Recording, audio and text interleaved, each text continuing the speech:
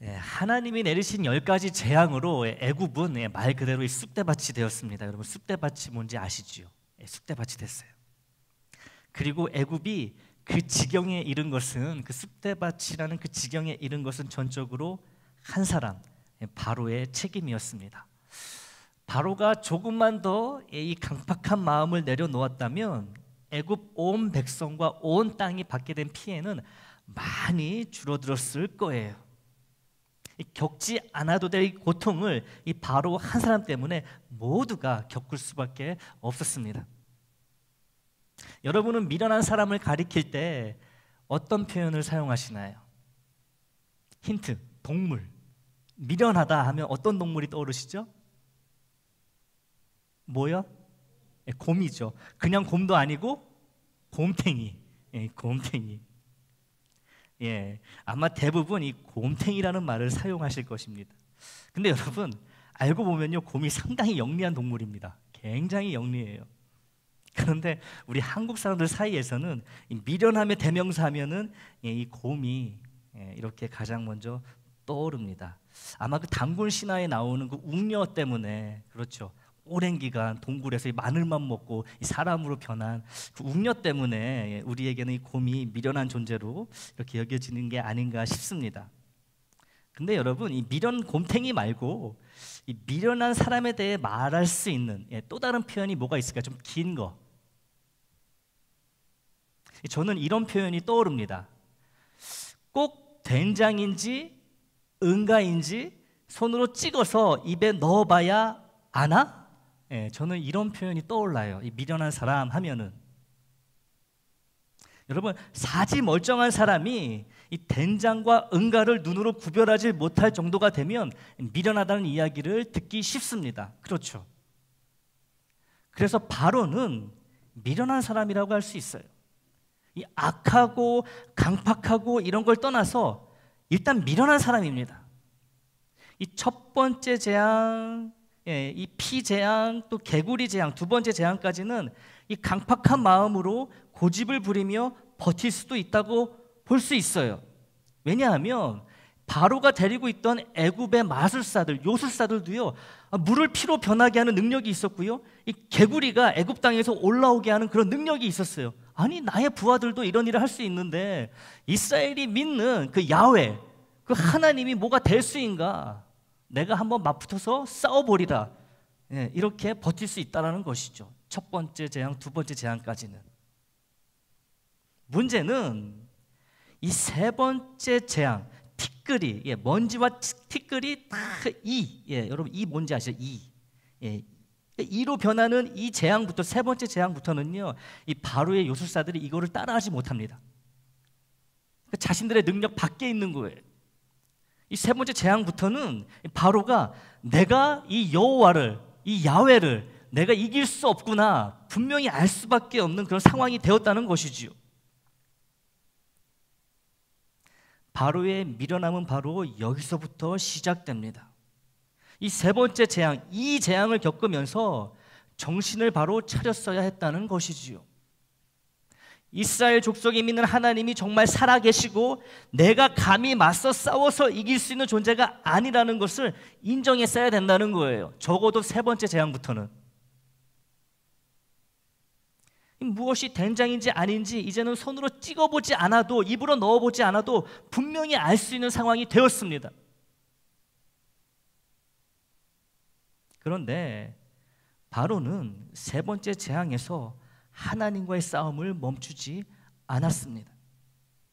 네 번째, 다섯 번째, 그리고 10번째 재앙에 이르기까지 기어코 자기의 손으로 응가를 찍어서 먹었다는 거예요. 된장인 줄 알고. 혹시 된장 아닐까?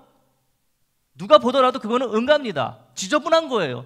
근데 혹시나 하는 마음에 찍었다는 거예요, 손가락으로. 그리고 입에 넣어봤다는 거지요.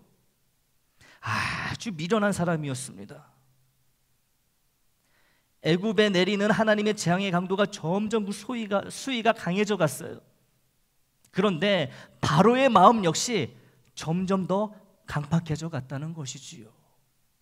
이게 미련한 사람의 전형적인 모습입니다. 이 재앙의 강도가 세기가 점점 강해지면 높아지면 마음의 이 강팍함이 줄어들어야 되는데 같이 강해진다는 거예요. 강팍함이. 헛주. 나한테 세게 들어와? 그럼 나도 더 강하게 마음을 독하게 먹을 거야. 이게 미련하다는 것이죠. 이게 미련함입니다. 여러분, 바로의 입장에서 보자면 이와 완전히 다른 해석도 가능해요. 바로의 입장에서는 큰 고난에도 굴하지 않고 불굴의 의지를 불태우는 이 뚝심 있고 듬직한 지도자로 칭찬받을 수도 있다는 것이죠. 역시 우리 바로는 이런 역경에 굴하지 않는 사람이야. 이렇게도 평가할 수 있어요. 그러나 하나님의 편에 서 있는 우리는 바로를 이런 식으로 절대로 칭찬할 수 없습니다. 우리가 물론 그의 입장에서 생각해 볼 수는 있지만 우리가 절대 그런 그를 잘했다고 지켜 세우지 않는다는 것이지요. 여러분, 이 바로를 보다 보면요, 사람이 미련한 거하고 머리가 똑똑한 거하고는요 크게 관련이 없는 것 같아요. 보세요. 그 당시 바로만큼 최고의 교육을 받은 사람이 어디에 있었겠습니까? 바로는 분명히 지식이 많은 자, 또 지혜로운 자로 애굽의 모든 칭송을 한 몸에 받았을 것입니다. 근데 그런 바로가 이런 미련한 일을 연거푸 범했다는 것은 이 미련이라는 것이 지능이나 학식과 관련이 있다고 보기 어렵다는 것이지요. 많이 배웠다고 해가지고요, 지식이 많다고 해가지고 미련하지 않다, 이게 아니라는 거예요. 다시 말해 누구나가 다 미련해질 수 있다는 말입니다. 부자이건 가난하건 건강하건 약하건 많이 배웠건 적게 배웠건 미련해질 수 있는 기회는 누구에게나 공평하게 열려 있습니다. 이 재앙의 강도가 첫 번째, 두 번째, 네 번째, 여섯 번째 갈수록 높아지잖아요. 그럴수록 바로의 강팍감도 비례하여 높아지는 이런 미련함이 왜 도대체 발생했을까요? 왜 세 번째 재앙부터 분명히 멈출 수 있었을 텐데 왜 바로는 그 강팍함을 멈추지 않고 결국 애굽 나라의 근본이 되는 자신의 장자까지 죽게 만드는 이 미련한 길을 끝까지 걸었던 것일까요? 또 장자가 죽자 하나님께 두 손 두 발 다 들고 항복한 것 같더니만 왜 또 강팍한 마음을 다시 집어들고서 출애굽 중인 이스라엘 백성들을 추격하여 잡아오려 했던 걸까요? 대체 무슨 이유 때문에 바로는 이 미련함의 끝을 보였던 걸까요? 그것은 바로 권력에 대한 욕심 때문이었습니다. 권력욕이었어요. 바로는 스스로를 태양신의 아들, 신이라고 불렀고요, 애굽 백성들은 그런 바로를 신으로 믿었고 숭배했습니다. 바로는 신이었어요, 애굽 백성들에게. 이 애굽에 내린 10가지 재앙은 이 애굽 사람들에게는요, 그들이 신으로 믿는 바로와 이스라엘 노예들이 믿는 하나님이라는 그 신, 이 두 신 사이의 싸움이었다는 것이지요. 애굽 백성들에게는. 반면에 바로는 자기가 사실은 신이 아니라 신격화된 한 사람이라는 것을 분명히 알았을 겁니다. 누구보다도 잘 알았을 거야. 나는 사실 신이 아니야. 신이 아니야. 알았겠죠. 하지만 거대한 나라의 수많은 백성들을 지배하려면 자신을 신으로 믿게 하여 백성들에게 두려움을 주어야만 했습니다. 그래야지 다스릴 수 있으니까요. 하나둘 이어지는 재앙에 항복해서 이스라엘 노예들을 풀어줄 경우 부려먹을 노동력을 잃어버려 불편해지는 것은 사실 근본적인 문제가 아니었습니다. 본질적인 문제는 바로라고 하는 태양신의 아들이 이스라엘 노예들이 믿는 하나님에게 무릎을 꿇었다는 그 사실이었어요. 바로는 이게 두려웠던 것이지요. 이스라엘 백성들은 없어도요, 애굽은 얼마든지 문제없이 지나갈 수 있습니다. 문제없이 세워져 나갈 수 있어요. 좀 불편해질 뿐이지요. 그런데 이 바로가 이스라엘 백성들을 보내지 않으려고 끝까지 미련하고 끝까지 강박했던 이유는 내가 이스라엘 백성들을 여기서 보내버리면은, 아니 나의 백성들이 나를 신으로 믿고 있는데 내가 저 노예들이 믿는 신한테 졌다? 백성들이 나를 뭘로 볼까? 나의 신하들이 나의 말을 듣게 될까? 이게 두려웠던 것이지요. 이 권력욕, 이것 때문에 이 미련함을 버리지 못했던 거예요. 이것 때문에 강팍함을 끝까지 붙들었다는 것이지요. 자식이 죽어도요, 여러분, 이걸 내려놓지를 못했어요. 자식이 죽었는데도.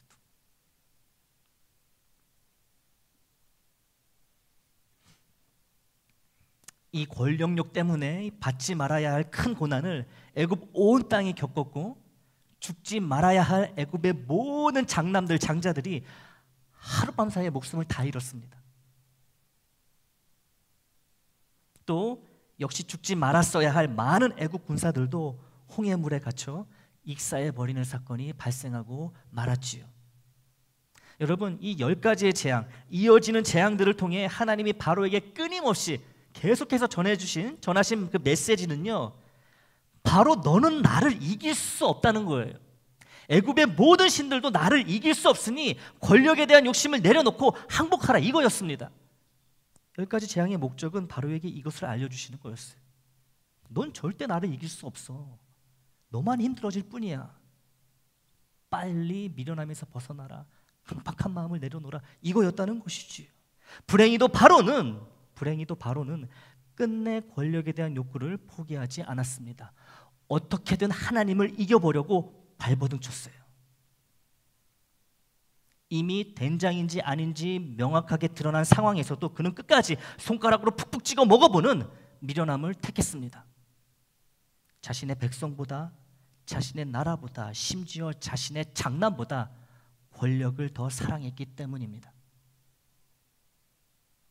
그렇다고 바로가 그렇게 해서 자신이 그토록 사랑하는 권력을 확보하고 유지하고 사용할 수 있게 된 것도 아니에요.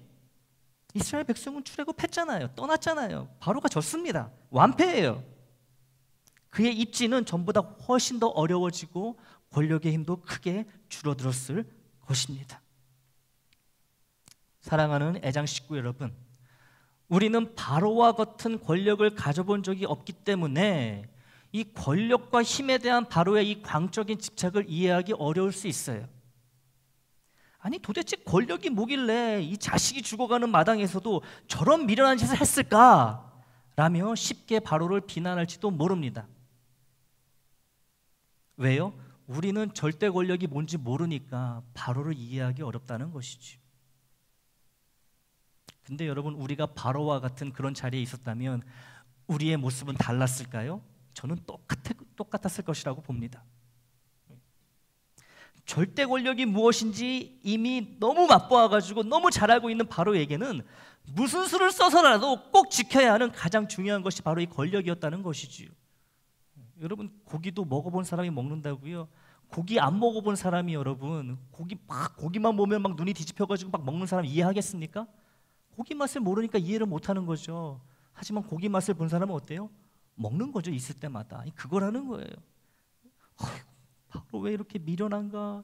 도대체 권력이 뭐길래 이 백성들이 죽어나가고 나라가 쑥대밭이 되고 장남도 잃었는데 왜 저렇게 권력에 집착할까? 우리는 그 권력의 맛을 모르니까 그럴 수 있다는 것이죠. 하지만 정말 우리가 그 권력의 맛을 안다면 우리 역시 바로와 똑같다는 거예요. 똑같이 미련하고 똑같이 강팍할 수밖에 없다는 것이지요. 오늘 본문 말씀을 보겠습니다. 누가복음 말씀이에요.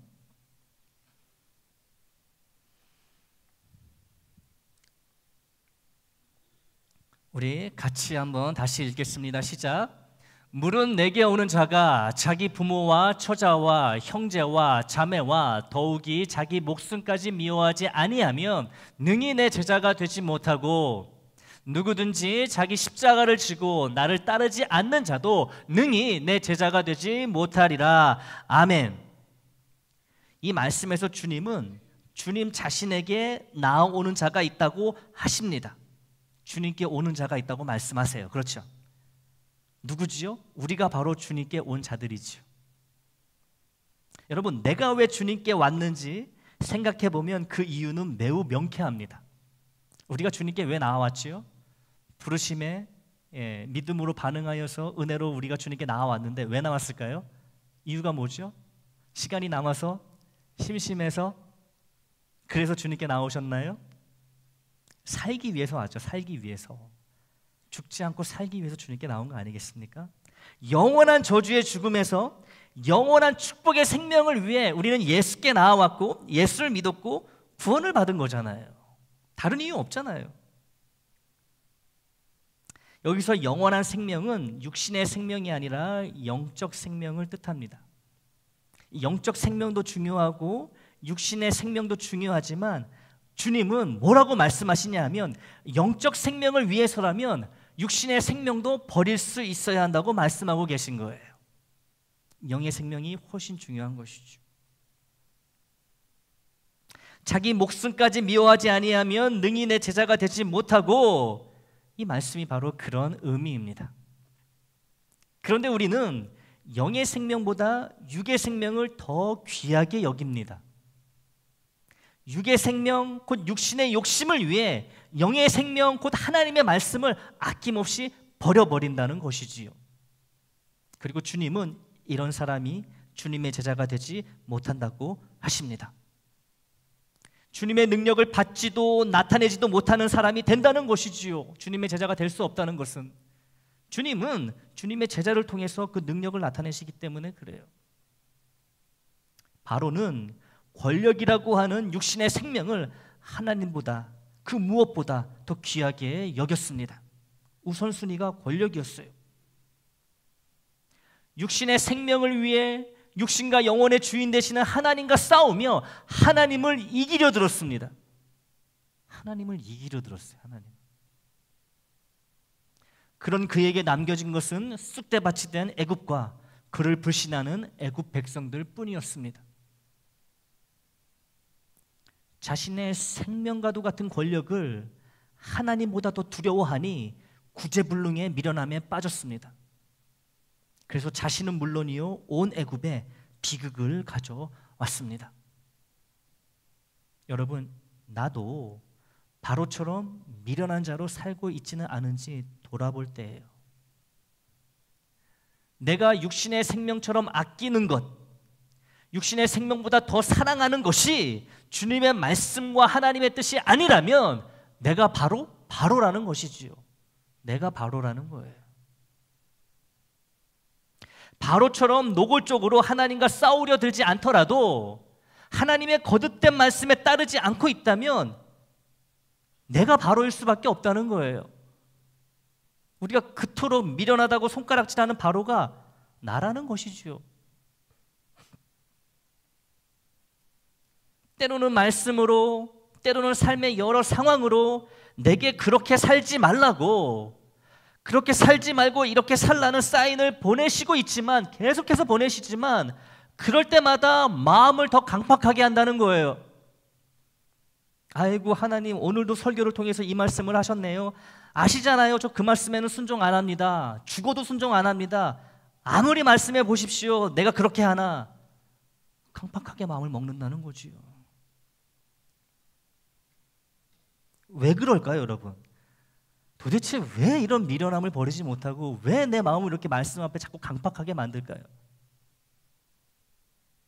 내가 그렇게 하면, 말씀대로 주님의 뜻대로 하면 내가 목숨처럼 아끼고 사랑하는 내 자존심이 상처를 입고 그동안의 내 삶이 부정당하는 고통을 겪어야 하니 시간이 지날수록 더 물러설 수 없게 되는 거예요.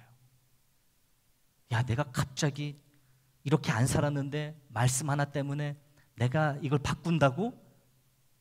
싫은 거예요. 자존심도 상하고 지금까지 살아온 내 삶을 완전히 이게 부정하는 게 돼버리니까 못한다는 거예요. 쌓이고 쌓일수록 더 마음이 강팍해지는 거예요, 바로처럼. 그래서 어떤 말씀은요, 들어도 양심의 가책도 없어요. 이제는 아이고 또 저 말씀이네, 듣고 그냥 바로 그냥 다른 쪽 길로 나간다는 것이지요. 무슨 말씀 전지 기억도 못해요. 바로처럼. 이제는 된장인지 아닌지 찍어보지 않아도 충분히 알고 있지만 계속해서 혹시 저게 된장이 아닐까 싶어가지고 손가락을 푹푹 찔러본다는 거예요, 더러운 것에. 물론 여러분, 내가 가장 사랑하는 것이 자존심이나 육신의 목숨이 아닌 경우도 있어요. 그런데요, 지금 당장 죽더라도 여한이 없다고 하는 사람도요, 가만 보면은요, 목숨보다 더 아끼는 것이 분명히 있습니다. 자존심보다 아끼는 게 더 있어요. 그것이 주님이고 주님의 말씀이면 참 좋을 텐데 그렇지 않은 게 문제라는 것이지요. 오늘 본문에서 주님이 이미 말씀하셨듯이 나는 자존심도 없어, 나는 내 목숨도 아깝지 않아 라고 말하는 사람들이요, 더 사랑하는 것이 있는데요, 그게 무엇이냐 하면 가족이라는 거예요. 가족.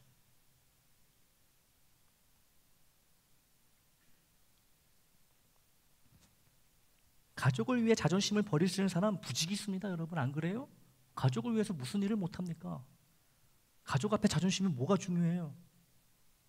특히 자식을 살리기 위해서라면 자기 목숨도 아끼지 않고 바로 줄 수 있는 부모는 당연히 더 많습니다.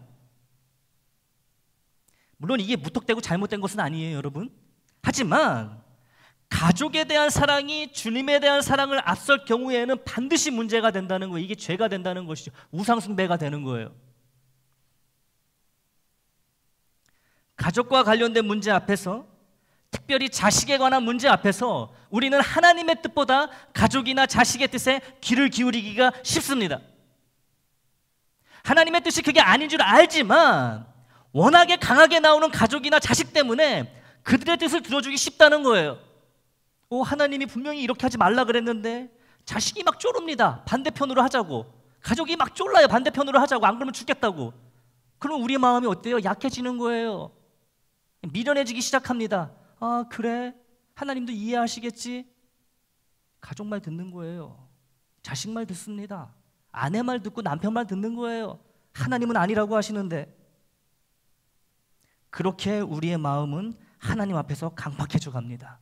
바로처럼 말이지요. 근데 결국 그렇게 하면 가족에게도 자식에게도 나에게도 아무런 도움이 되질 않습니다. 바로 꼴 나는 거예요. 바로 꼴 나는 거예요. 바로 꼴. 더 힘들어진다는 것이지요.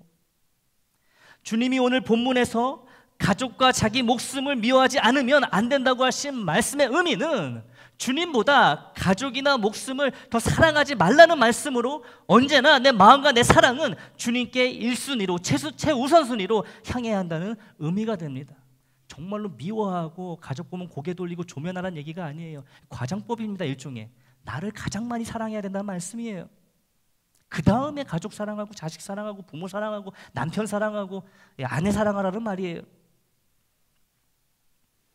주님 외에 나머지는 다 2순위, 3순위 밀려나야 된다는 것이지요. 1순위 되시는 주님이 아니라면 누가 됐든 어떤 상황이건 여러분 1순위가 되면 안 된다는 거예요. 여러분, 배우자를 만나서 결혼할 때 여러분 생각해 보십시오. 다들 청춘일 때는 다들 미남이고 미녀고 인기 많으셨잖아요. 나를 따라다니는 남자도 많았고 나를 좋아하는 여자들도 많았고 그렇잖아요, 여러분. 다들 얼마나 훌륭하십니까? 근데 배우자를 만나서 결혼할 때 여러분, 내 주변에 많은 사람들이 있었지만 누구랑 결혼합니까? 내가 가장 좋아하는 사람과 부부의 연을 맺고 가족을 이룬 거잖아요, 여러분. 그렇죠. 결혼 후보자들이, 쟁쟁한 후보자들이 여럿이 있었을지라도 1순위만이 나의 신랑, 나의 신부가 된 거 아니겠습니까? 오직 한 사람만이? 나머지 2순위, 3순위가 좋은 사람들일지라도 내게는 1순위인 내 남편, 내 아내를 기쁘게 하는 일이 제일입니다. 제일 중요합니다. 2순위, 3순위가 뭐라고 하든 말든 내 남편, 내 아내가 싫어하면 하지 않잖아요. 그게 부부고 그게 가정생활이잖아요. 그렇죠. 남편이 싫어하는데, 아내가 싫어하는데 2순위, 3순위 되는 사람이 옆에서 아무리 떠든다고 해가지고 여러분 귀를 기울입니까? 들리지도 않잖아요. 오직 1순위만 보이잖아요. 1순위만. 이렇게 주님이 나의 삶에 1순위가 되셔야 한다는 거예요. 근데 그래야 되는데 가족, 자식, 나의 목숨과 같은 2순위, 3순위가 오히려 1순위가 되어버린다면, 그리고 1순위를 버려가면서까지 이 2순위, 3순위를 지키려 한다면 그게 바로 강팍한 바로이고 그게 바로 나라는 것이지요. 여러분, 1순위를 지키지 못하면서 2순위, 3순위를 붙들고 있다는 거예요. 내 아내, 내 남편은 여기 있는데 2순위, 3순위 내 결혼 후보자들하고 막 놀아난다는 거예요. 여러분, 이게 말이 되냐 이거죠.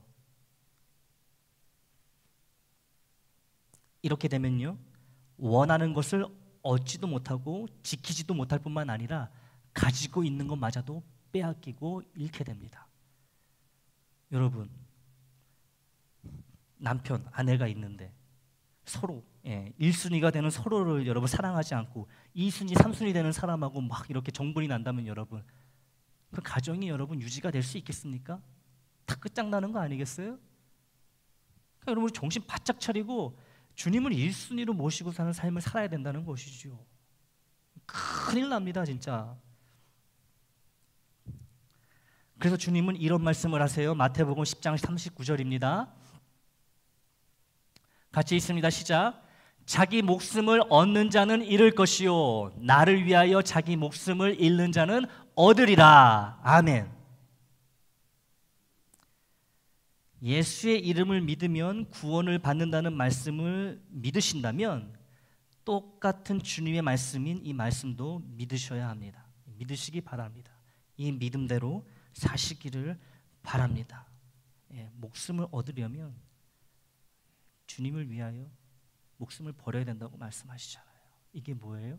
주님을 1순위로 가장 먼저 가장 많이 사랑해야 된다는 말씀이 됩니다. 주님보다 더 귀하게 여기는 것이 있어서 오랜 세월 동안 더욱 강팍해진 마음으로 불순종으로 하나님과 싸우며 지키고자 하는 것, 내려놓지 못하는 것이 있다면 이제는 주님의 손에 다 맡겨야 합니다. 안 그러면 바로처럼 다 잃어버립니다.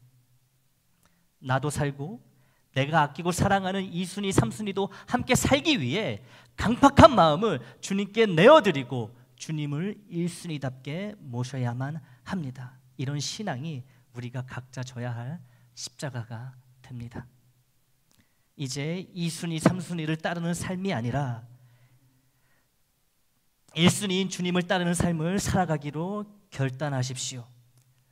강팍한 마음이 아닌 부드러운 마음으로 주님을 가장 사랑하는 자에게는 2순위, 3순위, 4순위도 바른 길로 인도하시고 지키시는 하나님의 은총이 충만히 임하게 될 줄 믿습니다.